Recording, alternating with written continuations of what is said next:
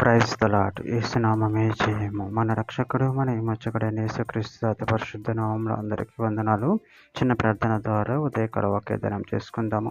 పరిశుద్ధుడ మహాగణుడైన దేవ యేసయ్య, సర్వాధికారి నాయన, మీకు వేలది వందనములు, కృతజ్ఞతాస్తుతి స్తోత్రం చెల్లించుకుంటున్నాను దేవ ఉదయకాలం ప్రభు వాక్య భాగం ధ్యానిస్తుండగా వాక్య భాగం అర్థమవుట్లు సహాయం చేసి మీ కృపలో బలపరిచి మీకు మాదిరిగా మమ్మల్ని నడిపించి మీ చిత్తమును మా జీవితంలో జరిగించమని చిన్న ప్రార్థన యేసుక్రీస్తు అతి పరిశుద్ధ నామములో అడిగి వేడుకుంటున్నాను తండ్రి. Amen amen.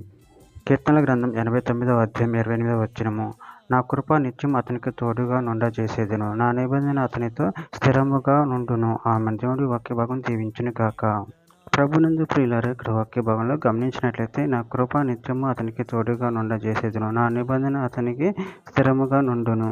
అదేవిధంగా వాక్య భాగంలో గమనించినట్లయితే యెషయా గ్రంథం 54వ అధ్యాయం 10వ వచనంలో, పర్వతములు తొలగిపోయినను మెట్టలు తత్తరిల్లును, నా కృప నిన్ను విడిచిపోదు, సమాధాన విషయమైన నా నిబంధన తొలగిపోదు అని నీ యందు జాలిపడి యెహోవా సెలవిచ్చుచున్నాడు.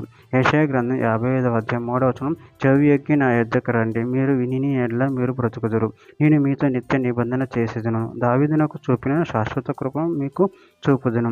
కీర్తన గ్రంథం 111వ అధ్యాయం 5వ వచనంలో, తన యందు భయభక్తులు గల వారికి ఆయన ఆహారం ఇచ్చి ఉన్నాడు, ఆయన నిత్యము తన నిబంధన జ్ఞాపకము చేసుకొనును. కీర్తన గ్రంథం 111వ అధ్యాయం 9వ వచనంలో, ఆయన తన ప్రజలకు విమోచనమును కలుగజేయువాడు, తన నిబంధన ఆయన నిత్యముగా ఉండ నిర్ణయించువాడు, ఆయన నామము పరిశుద్ధమైనది, పూజింపదగినది. దినవృత్తాంతం మొదటి గ్రంథం 28వ అధ్యాయం 7వ వచనంలో, మరియు నేటి దినమున చేయుచున్నట్లు అతడు ధైర్యము వహించి నా ఆజ్ఞలను నా ఆయుధులను అనుసరించిన ఎడల నేను అతనికి రాజ్యమును నిత్య స్థిరపరచుదును. దినవృత్తాంతం 2వ గ్రంథం 6వ అధ్యాయం 14వ వచనంలో, యెహోవా ఇశ్రాయేలు దేవా, హృదయపూర్వకంగా నిన్ను అనుసరించు నీ భక్తులకు నిబంధనను నెరవేర్చుచు నీ కృపను చూపుచు నుండు, నీ వంటి దేవుడు ఆకాశమందైనను భూమి అందైనను లేడు.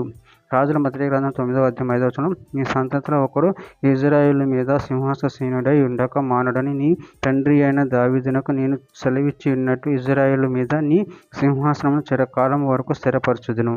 చివరిగా ఒక మాట, కీర్తన గ్రంథం 89వ అధ్యాయం 24వ వచనంలో, నా విశ్వాసతయు నా కృపయు అతనికి తోడై ఉండును, నా నామమును బట్టి అతని కొమ్ము హెచ్చింపబడును. ఆమె. దేవుడి వాక్య భాగం దీవించిన కాక చిన్న ప్రార్థన చేసుకుందాము.